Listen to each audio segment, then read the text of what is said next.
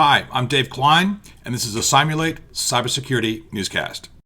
In recent days, there's been a lot of news about Lockbit and Conti ransomware gangs, and now there's a focus on another one called Avos Locker. And what's interesting is what started this week as an FBI warning about Avos Locker going after critical infrastructure in the United States.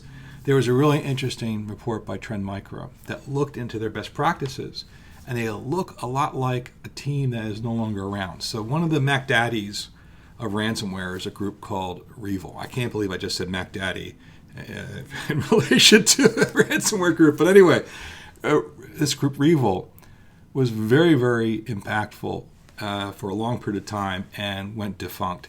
This group also lived very large in Russia. You have a guy named Maxim Yakubets, whose wedding was covered in the Russian equivalent of People magazine. He had glamorous cars, multi-million-dollar cars, and had lion cubs at his house. You have his sidekick, Igor Turashev, who used to DJ in the nightclubs in Russia in the evenings as a side job. But anyway, all this aside, they had done a lot of damage, and they were taken apart bit by bit. But what's interesting about this research that Trend Micro comes out with about Avos Locker, some of the techniques seem to be similar.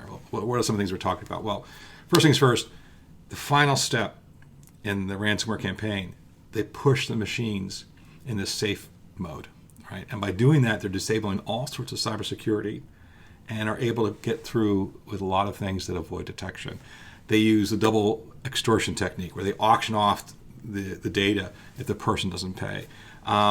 They do Windows and Linux and ESXi VMs as well, and our ransomware as a service. So my thoughts on this is, it could be, but again, a lot of these groups, coalesce different members, right? They may get fired from one and move to another one, or they may shut the group down and they go work for other people. It could be that some of the people from Avos Locker are that Revil Corp, but we're not really sure. But a really fascinating story. I'll put a link to the research in the notes section of the video.